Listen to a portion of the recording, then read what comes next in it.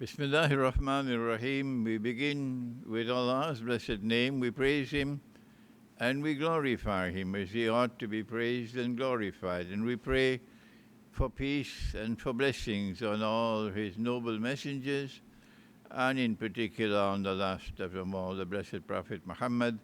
Allah's blessings be upon him as we greet you from my native island of Trinidad in the Caribbean, from the hall of the Masjid Jamia in the city of San Fernando in Trinidad with Assalamu alaikum wa rahmatullahi wa barakatuh. It is today the 16th day of the month of Safar in the year 1445, and I think it's the 3rd, is it the 3rd of September? Yeah, the 3rd of September.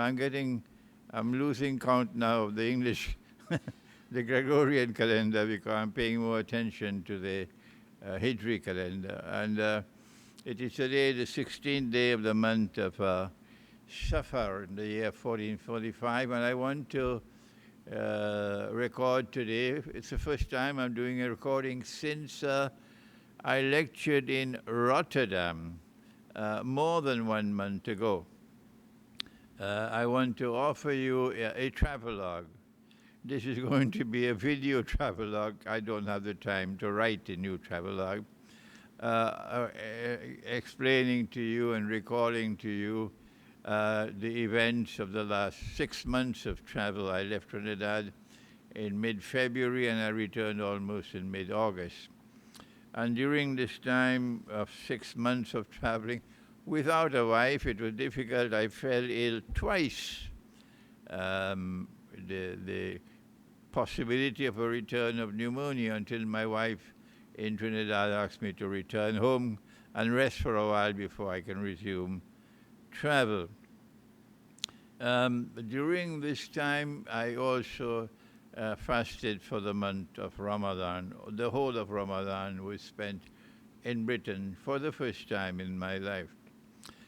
Several important topics were taken up during these 6 months in different cities of Britain, but perhaps the most important topic of all was that which was delivered in perhaps the month of February in the Islamic Center, the hall of the Islamic Center in the suburb of Glasgow in Scotland, in which I took up and grappled with that very serious topic, an Islamic eschatological explanation of the origin and destiny of modern Western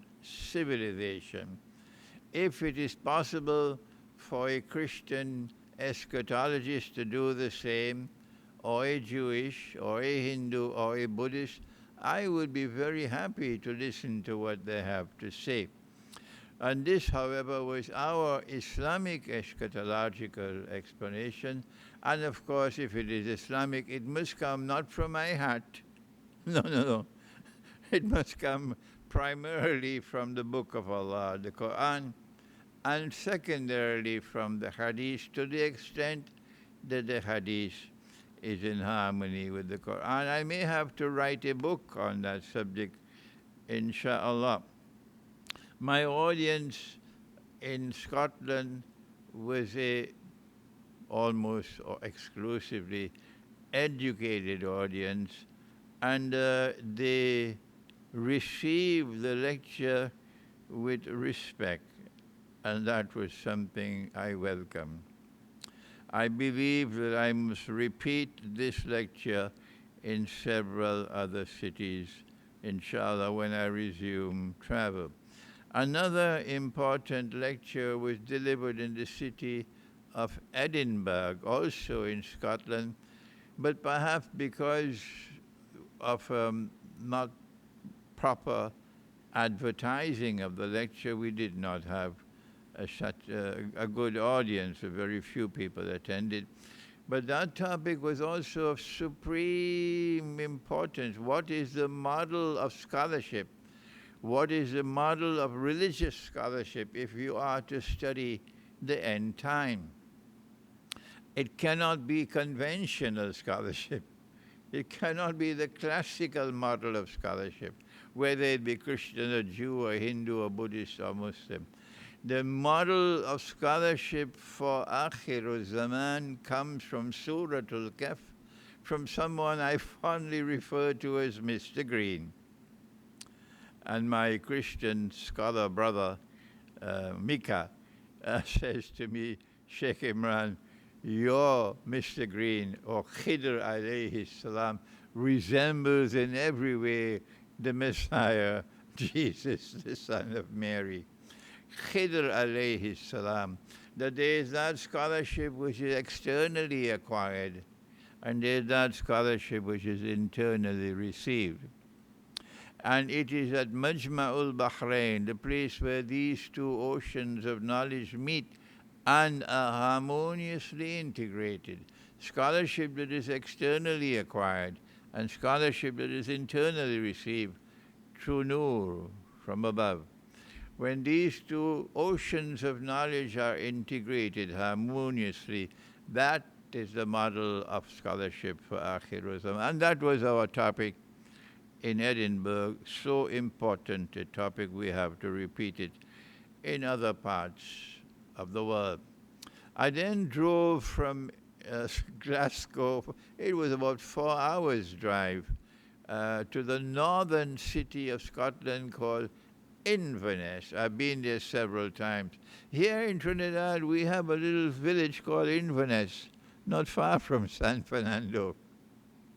I don't know how they got that name, but I gave a lecture in the masjid in Inverness, and then I was rewarded that my host in Inverness and someone else, they took me for a whole day of driving in the Scottish Highlands, all around the mountains and valleys until we reached the sea where there was a British naval base. An entire day. We saw the Scottish Highland goats and the Scottish Highland cattle and so on. We saw many hamlets, villages all around. It was a very interesting, exciting experience, but also very tiring. And then it was time for me to fly from Inverness to Manchester, and we realized that it was sometimes cheaper to rent an apartment, a furnished apartment, than to take a hotel room. That's what my daughter got for me. A nice one-bedroom apartment in Manchester. I was so comfortable and happy, and it was cheaper than a hotel room. I spent some time then in Manchester and gave a lecture in the city of Nelson, about maybe an hour's drive from Manchester. And then it was time for my return to Birmingham just before Ramadan for that crucially important lecture that everybody was waiting for. The hall that we rented had a capacity for 400, and we probably had about 450 or more people who registered for that lecture. It was an Islamic eschatological analysis of the Russia-Ukraine war. And it attracted a very large gathering for that lecture. And we went to the Quran, first of all, to find out what is the place of Russia and Ukraine in the eschatology of the Quran. We don't have the time now to repeat that subject for you, but if you have not viewed that lecture, I urge you to do please go and listen to it again, because there's very important analysis from the Quran on the Russia-Ukraine war. You'll be surprised of what the Quran has to say. It was a time of Ramadan, and I was in London, and I had a surprise that a Christian from the Balkans, I can't remember if it was Bosnia or Croatia or Slovenia, but he flew from the Balkans to London to meet with me. I said to him, it's going to be the beginning of Ramadan, so we're going to have to go out and have dinner after breaking the fast. So he decided he's going to fast with me in accordance with our law of fasting. This was the way a Christian showed his respect, his affection, his love for us. And in fact, instead of having one evening, one dinner, we did it twice in a Turkish restaurant. And it was a very interesting dialogue between me and that Christian visitor from the Balkans. This is what happens when you use wisdom to teach the Quran, not a boxing match. Let me repeat that. This is what happens when you use wisdom to teach the Quran rather than a nasty boxing match. I had another visitor during Ramadan, and this was a Hindu from India. And he said he is vegetarian, so we had to search for a vegetarian restaurant, and there were a number of brothers who wanted to join with me for that dinner. The vegetarian dinner was very tasty, very good, and we had a very friendly exchange of views. I have spoken previously about the visit of the Hindu from India. I don't need to return to that yet. It was time for me to go to, after Ramadan, I went to Belgium.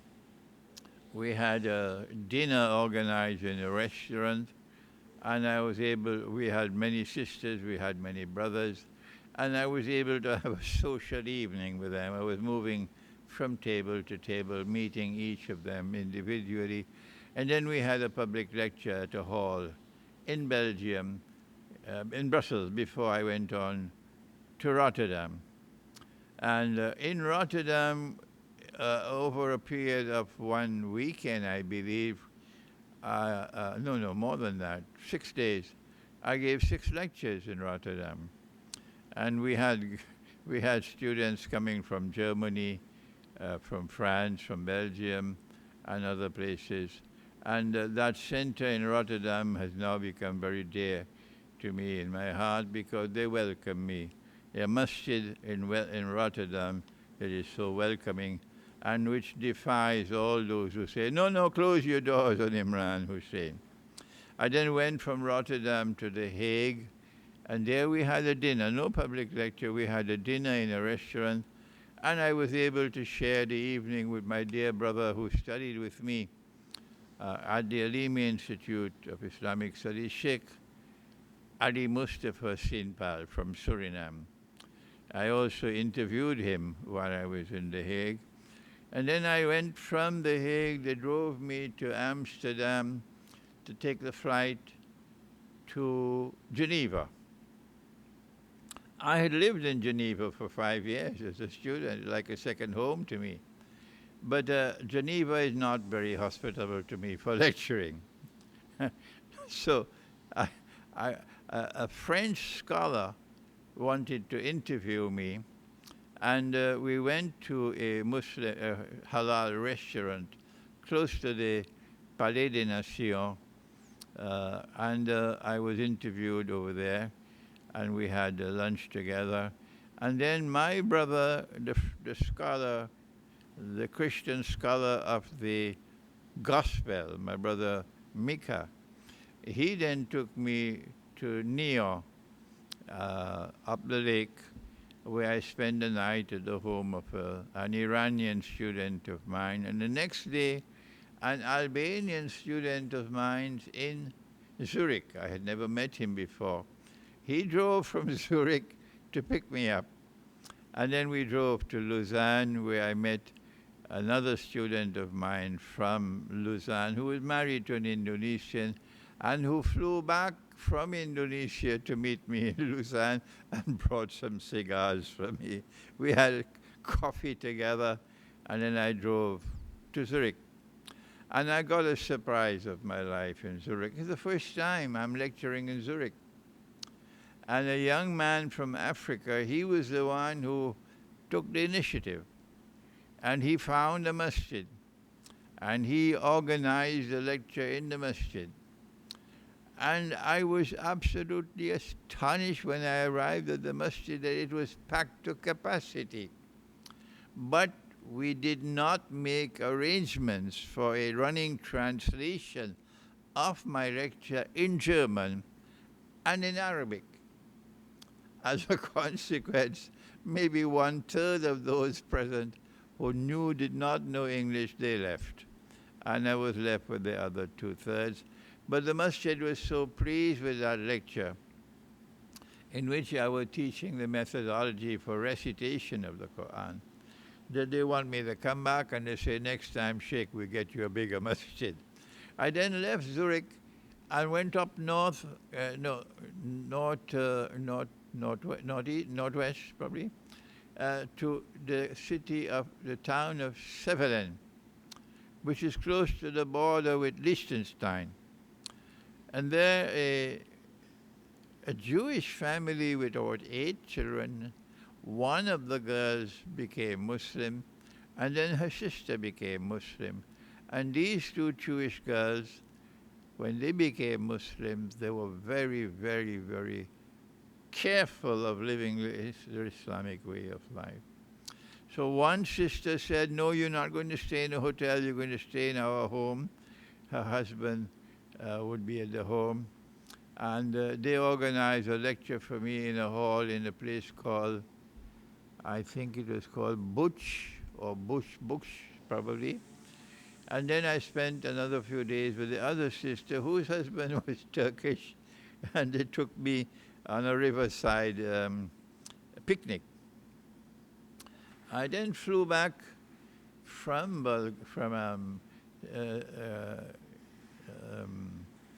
Switzerland to London, and this was the beginning of June, and I had another lecture in Birmingham. I forgot now what was the topic. And we also lectured in Bulgaria. I flew to Bulgaria. I could not get a visa for Macedonia, so I went instead to Bulgaria, to the southern part of Bulgaria next to Greece, and that's where the Muslims are living. There were 2 small towns called Smuljam and Rudizem, beautiful towns about 4,000 feet above the sea level, with pine trees all over, beautiful towns. And there in 8 days, I gave 7 lectures in a hall attached to the hotel where I was staying.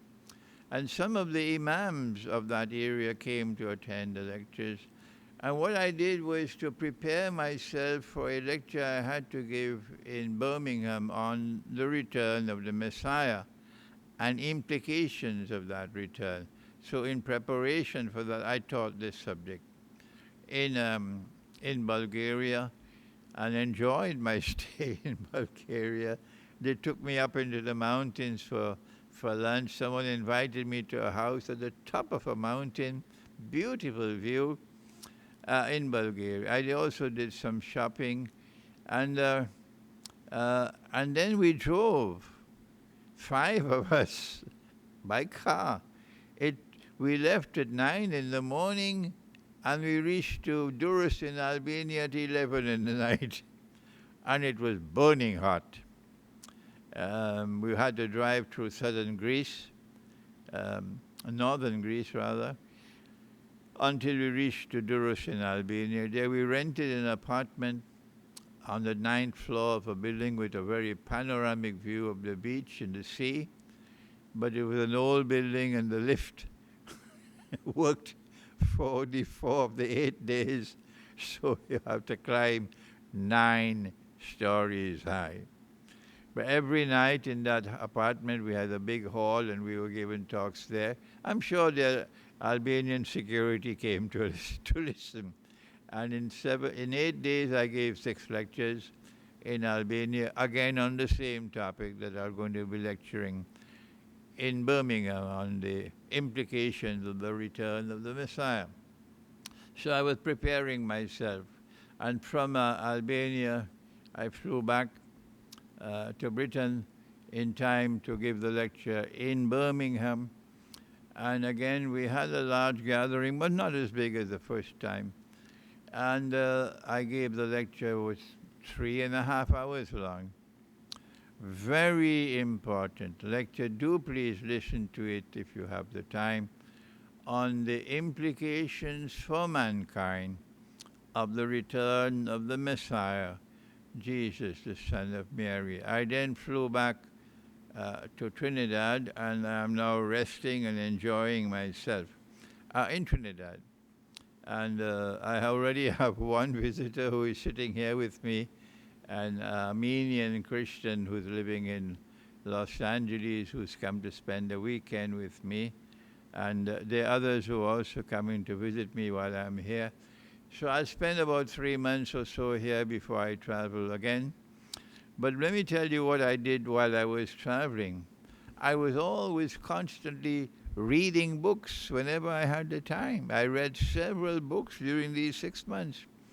And even now, when I've returned to Trinidad, I'm still reading. This is a very well-written book. Oh yes, by Stanley Wolpott on Jinnah. I recommend very highly. I've read the book once already, and I'm reading it second. I hardly ever read a book twice. Hardly. But this book I'm reading for a second time and taking more and more notes on Jinnah. I have more to speak on this subject. And then this is a second book that I'm reading now by Roy Sebag on money, the fitra of money. Money and fitra, money and the natural order. I'm reading this because when I resume travel in November perhaps, or maybe it's December, depending on the low fare season. I have to get the low fare because the prices of travel has now doubled up. When I return to Britain and to Europe and then I traveled elsewhere, I'll be traveling for the whole of next year, inshallah, I hope with a wife.